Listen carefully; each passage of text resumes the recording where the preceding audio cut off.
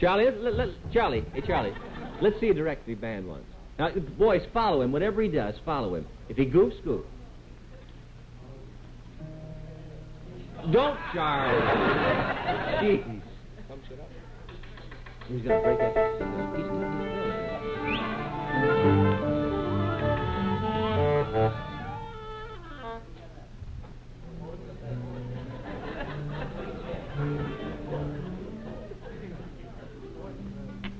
Jeez.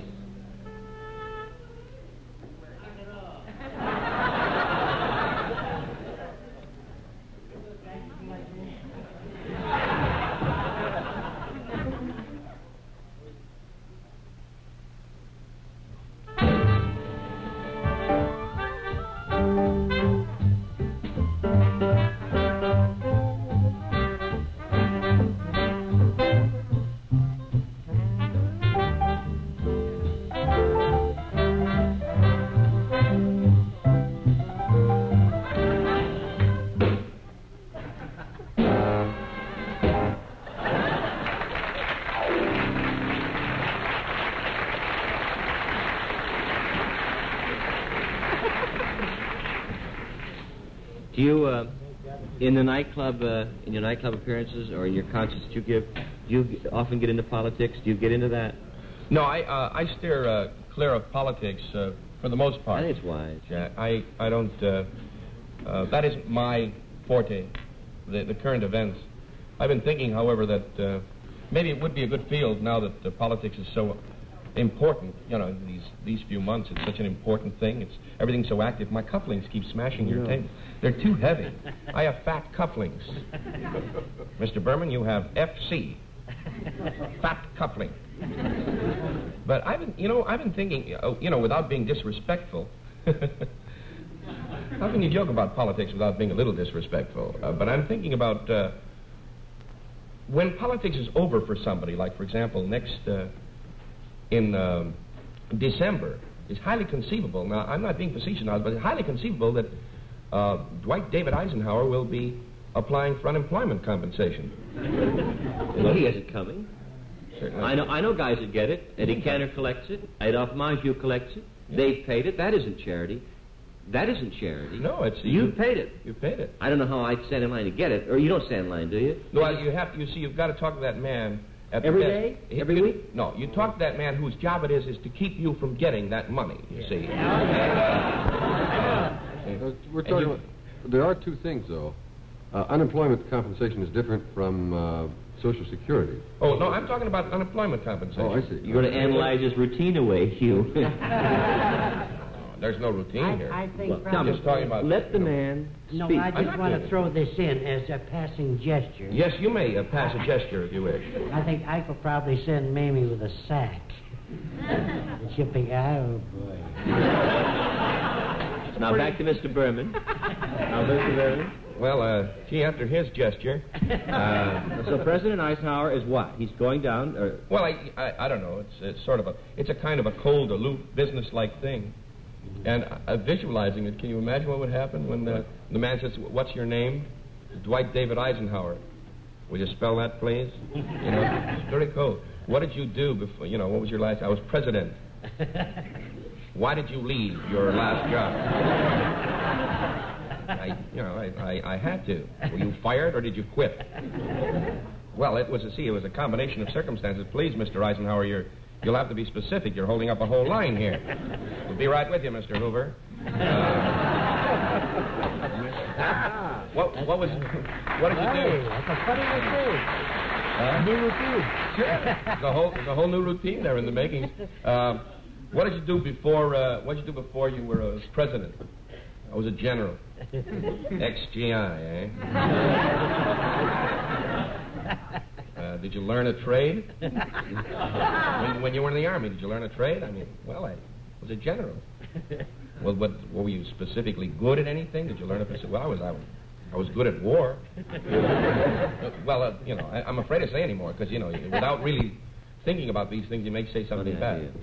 Funny idea. Huh? Funny, though. Yeah. Funny routine. It's a funny thing. Listen, I've got to tell you, I got in trouble.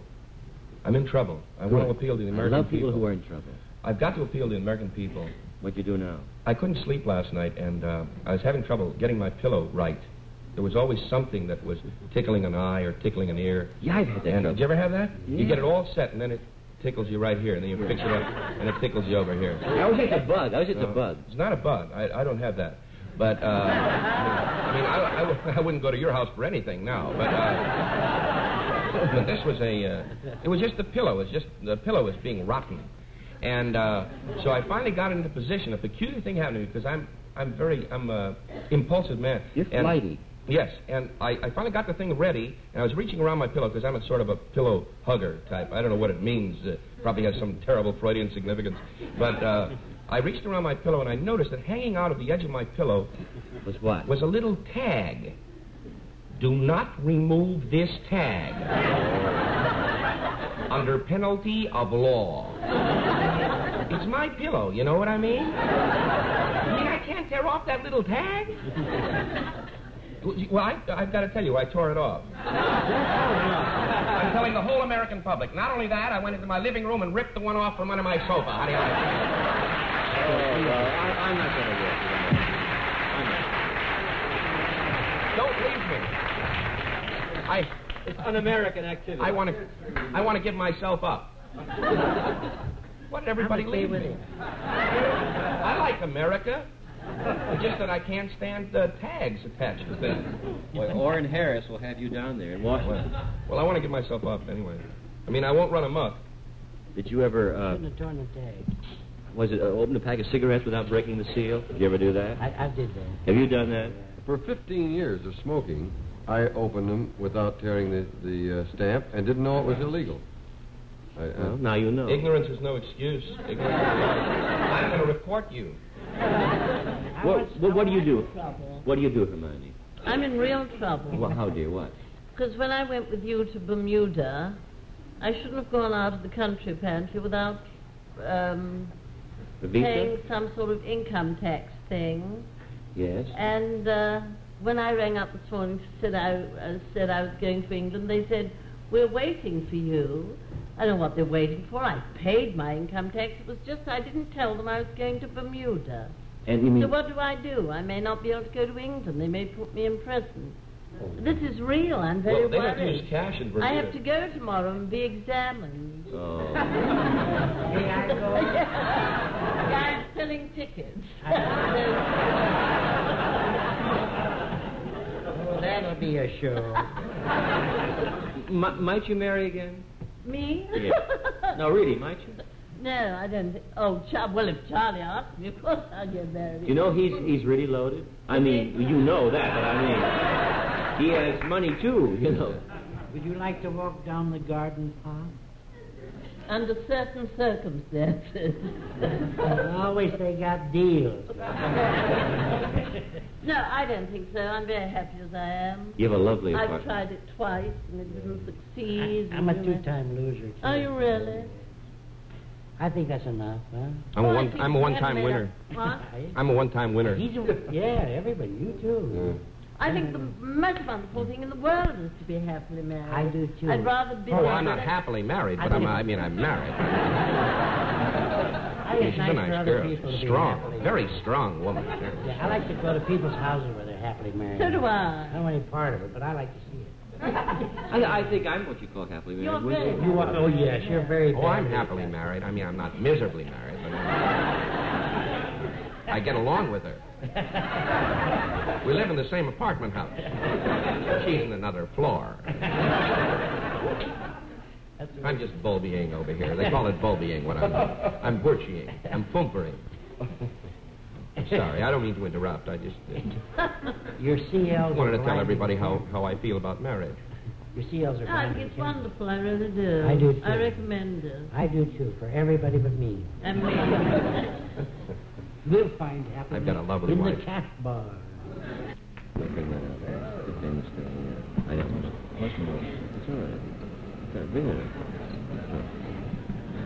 up. We were talking, Charles. We're coming in focus again. Oh, we on? Which one's on? Talking about Venice. Oh, Venice. And there was a wonderful story about Robert Benchley. When he went to Venice the first time, he wired his friend, Mark Connolly, I don't know who he wired. And he said, have just arrived in Venice. Have found the streets flooded with water. Please advise. Is that wonderful? It's beautiful. It's so beautiful. What? I heard a very funny practical joke that was played on the people of Venice. I don't know if this is true or not. But they have no horses in Venice. Is that correct? They have no horses? No horses, no autos. Absolutely none. Zero, none. Well, I heard of a man who was a great practical joker. He had a lot of money. I know the story. Can I... Sure. Yeah, Be careful how you tell it. I've got to figure out a way. Well, horses leave proof of their existence. Yeah, that's and,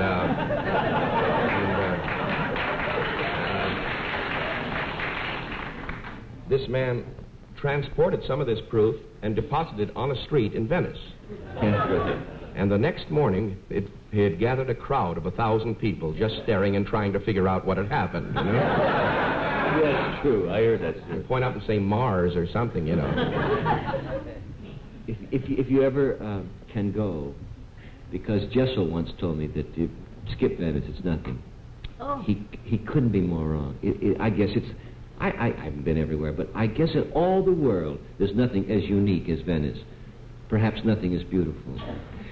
San Marco Square is a square, I don't know how big, I'd say maybe you could put 4 football fields in it, all surrounded by buildings, old buildings, but well preserved. And at the end of the street is San Marco, San Marco, the Cathedral of San Marco.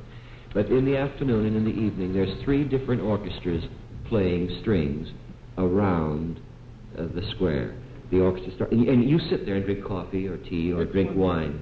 And then the next orchestra plays, and then the next orchestra. And it's all not sad church music they play. They play lovely, beautiful music, you know, all the late show songs. It's just great. Do you know what Napoleon said about that square? Oh, yes, I forget He it. said it was the biggest drawing room in Europe. And it is kind of, with all the people greeting each other and bowing and the lovely music. And I think it's just divine. I'm mad about it. I've never been there. I'm a little jealous. You've been to England? Oh, yes, I've been to England. I know you've been to England twice. I've been to, once. Only once? Once in England, but... It seems like twice. No, as a matter of fact, I must apologize because either, for some reason, I didn't make the right kind of friends or I wasn't shown about properly, but I didn't enjoy myself. I didn't... Oh, in England? I missed it. Somehow I missed it. I don't condemn England. I condemn myself maybe for not being a little more resourceful and finding a way, but I couldn't get out of London. I tried one day to get out of London. I wanted to go into the countryside. And you can't get out of London. There's no way out of London. Oh, London you can get out of. Where you can't get out of is White Plains. White Plains is the only city I know you can leave it, and it says you're now leaving White Plains, and you go right straight, and you're now entering White Plains. I don't know how they do it. I think it's a turntable of some sort. Two. It's some kind of a vicious trap. They have 2 White Plainses, one right next to the other. England is so nice. Well, I saw certain things which I loved and were very exciting to me, but I didn't get a chance to really. Well, for example, I didn't know where to eat. In London. Don't. Oh, Jack. No, honey, it's pure nonsense to try and eat. I mean, to us Americans, the food isn't good. Everything's boiled. I wish I'd been over there with you, because I could have taken you to some wonderful restaurants. You mean really good food by our Really good food. Like with a little seasoning, a little thought, a little, like... Yeah, it's an Italian restaurant there. They have an Italian restaurant. Or Chinese cuisine. Let's face it, good food all over the world is generally French or Italian, wherever you go. Yes. And they have... Obviously, you've never eaten at the stage delicatessen. I have. You never heard of Senor Max Asmus? Oh, sure I have. No, but I mean the sort of restaurant food. We're not talking about delicatessens, which are different and divine. But I eat very well when I'm there. Very well indeed, and I have a wonderful time usually. Next time... You must know where to go, I suppose. I do. Oh, the Mirabelle? The Mirabelle, the Caprice. Well, I was at the Caprice. Didn't you like the food there? I didn't dislike it. It just, for that amount of trouble to get in, you have to book and reserve. And for that amount of money, it wasn't great food. I don't mean to hurt you. No, Darling, no, you're you're gonna cheer not. up in a I moment. think it's very But interesting. like in Italy, you can't. Well, here's my final argument. A block from where I'm sitting in this building, you can find French cuisine, French food, True. German restaurants over here. There's a Holland restaurant right over there. Jewish food, kosher food. Where in the world will you see a sign that says English cooking inside? You know. See, I know, that's a double touche. Yes, well, I don't mean it that way. I don't mean to be a touche. Sure, I mean, that's you can get true. London broil. I mean, Yes, but now to do something funny. In England, there's no such thing as London broil. I Of course know. not. You know there's no spaghetti and meatballs in Italy? How do you like that? We had trouble finding sauerkraut in Germany. The whole thing is a myth.